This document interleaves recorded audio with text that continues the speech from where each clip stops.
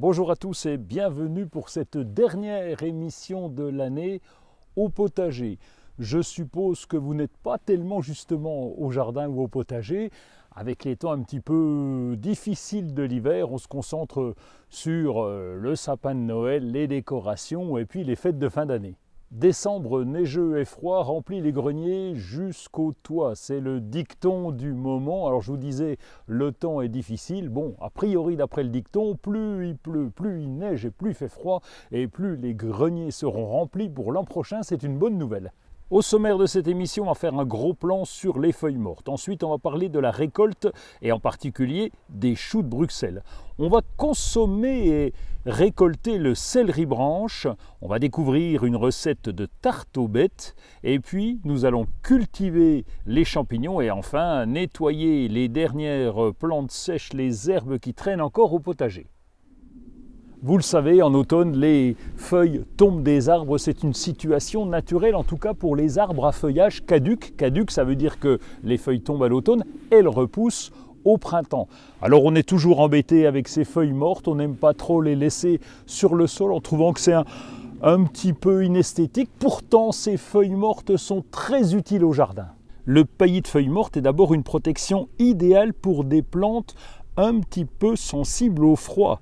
C'est le cas par exemple de certains bulbes, les dahlias, si on veut les laisser en terre, on peut recouvrir de feuilles mortes, certains hydrangeas, les glaïeuls, les bégonias, les agapantes également, et puis ici dans les Vosges, on a plusieurs plantes qui craignent un petit peu, comme la citronnelle et les figuiers, lorsqu'ils sont jeunes en tout cas, où là on va couvrir le tour du pied avec des feuilles mortes. Souvent au potager, on a retiré les récoltes et le sol se retrouve nu, la terre à nu, et c'est dommage puisque avec les pluies, avec les intempéries de l'hiver, eh bien, il y a une battance, la pluie a tendance à tasser le sol et c'est pas très bon, ni pour le sol, ni pour les cultures de printemps.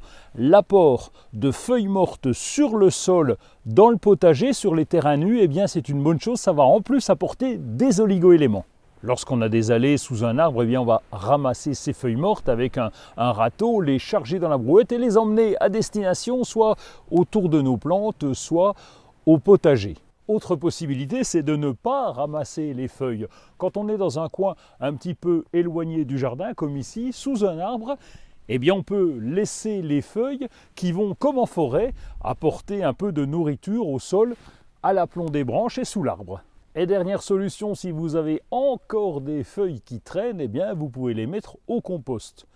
L'avantage au compost, c'est que les feuilles apportent de la matière carbonée. On appelle ça du matériau brun, contrairement aux verts qui sont les feuilles ou les tontes de gazon qui apportent plutôt de l'azote. Donc ce mélange va se faire dans le compost, c'est vous qui allez le faire de temps en temps. Et on fera le point après pour parler un peu plus du compost. Donc rendez-vous semaine 2, c'est-à-dire aux environs du 15 janvier. On ne parle plus guère de récolte au mois de décembre, sauf quand on est dans le sud de la France, mais ici dans les Vosges c'est moins évident, sauf pour les choux de Bruxelles qui sont encore là et qu'on va récolter. Chez le chou de Bruxelles, on mange les bourgeons renflés qu'on nomme pommes et qui poussent à l'aisselle des feuilles de la tige centrale.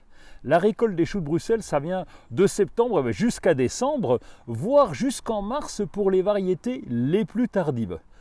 Il faut compter environ 6 à 8 mois entre le semis et la récolte. Alors on va le récolter progressivement, on peut commencer à l'automne et continuer pendant tout l'hiver, évidemment, en fonction de ce qui reste sur la plante. L'idéal est de cueillir les choux en dehors des périodes de gelée. On commence à partir du bas lorsque les pommes atteignent environ 2-3 cm de diamètre et on va laisser les autres pommes plus élevées progressivement pour qu'elles poussent. On va couper au sécateur, au couteau ou même à la main en faisant une légère torsion. Lorsque les feuilles commenceront à jaunir, ça vous le verrez bien, c'est le moment de tout récolter parce que lorsque les feuilles jaunissent, ça annonce la future floraison et la fin de ce chou qui est bisannuel. Pour les récoltes en cette période, c'est rare, je vous l'ai dit, on a le chou de Bruxelles, on vient de le voir, il y a aussi Apium graevolans, c'est le céleri branche.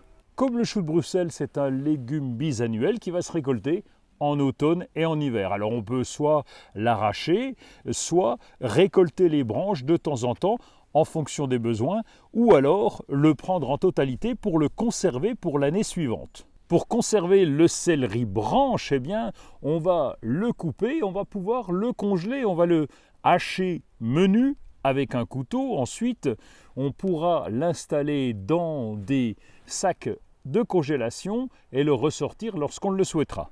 Une autre méthode, c'est de les installer dans des petits bacs à glaçons. On va toujours les hacher en morceaux, on va remplir nos bacs à glaçons, on va rajouter un peu d'eau et on va les mettre au congélateur. Et là, vous aurez des petits cubes disponibles pour la cuisine quand vous le souhaiterez. Autre avantage avec le chou de Bruxelles ou alors avec le céleri branche, c'est que ça nous fait un peu de verdure au potager pendant l'hiver. La blette ou la poirée, c'est aussi un légume d'automne et d'hiver, et donc on va récolter avant les grosses gelées, on peut en faire de très bonnes tartes. En fin de saison comme ça, on va cueillir les feuilles les plus belles et bien les laver. On va passer en cuisine et faire la pâte. Alors la pâte, on va faire une version légère avec 200 g de farine, 70 g de compote de pommes sans sucre avec un œuf. La pâte est placée dans un plat en faisant remonter les bords. Pour la garniture, il y a 400 g de bêtes rincées à l'eau claire, bien épongées, qui sont coupées en lanières de 2 cm de large. Ensuite, nous allons les plonger dans l'eau bouillante en laissant cuire pendant 15 minutes et laisser refroidir ensuite. Sur les bêtes bien froides, on va verser 100 g de crème fraîche, 80 g de gruyère râpée, 2 œufs en mélangeant le tout et on verse la préparation sur la pâte. L'idéal, c'est de saupoudrer avec des pignons de pain en plaçant des rondelles de fromage de chèvre et en poivrant. On va enfourner le tout dans un four à 200 degrés pendant 30 minutes. Surveillez quand même la cuisson et après, évidemment, vous dégustez. Souvent, le froid et la météo nous imposent de rester à la maison en ce mois de décembre et pendant l'hiver. Alors pourquoi ne pas faire une culture en intérieur? C'est le cas des champignons. On trouve aujourd'hui dans le commerce, dans les jardineries, des kits qui nous permettent de cultiver nous-mêmes nos propres champignons à la maison. C'est le cas par exemple avec les pleurotes ou les champignons de Paris. En général, le mode d'emploi est assez simple, il est indiqué sur l'emballage. On a à l'intérieur le mycélium, ce qu'on appelle un peu les racines des champignons, avec de la terre qu'on va rajouter en surface et laisser mûrir pendant 3 semaines le temps que le mycélium se développe et nos premiers champignons vont apparaître. On peut aussi avoir d'autres kits qui nous permettent de tremper le sachet dans l'eau, le vaporiser régulièrement jusqu'à l'apparition des premiers champignons. Vous placez vos kits dans une pièce sombre, occultée du soleil, ça c'est important, et puis avec une température d'environ 12 à 18 degrés. Vous pouvez trouver de nombreux kits avec plusieurs variétés de champignons, des modes d'emploi différents. Lisez bien la notice, ça c'est important, et puis dans quelques jours ou dans quelques semaines, on va pouvoir récolter nos champignons. Je sais que nous ne sommes pas encore en hiver, ça sera pour la fin du mois de décembre. Il n'empêche, le printemps au jardin, en tout cas au potager, arrive très vite. Et c'est le moment encore de faire du nettoyage avec toutes les herbes qui sont encore sèches et qui sont sur le sol. On peut d'ailleurs faire du compostage de surface.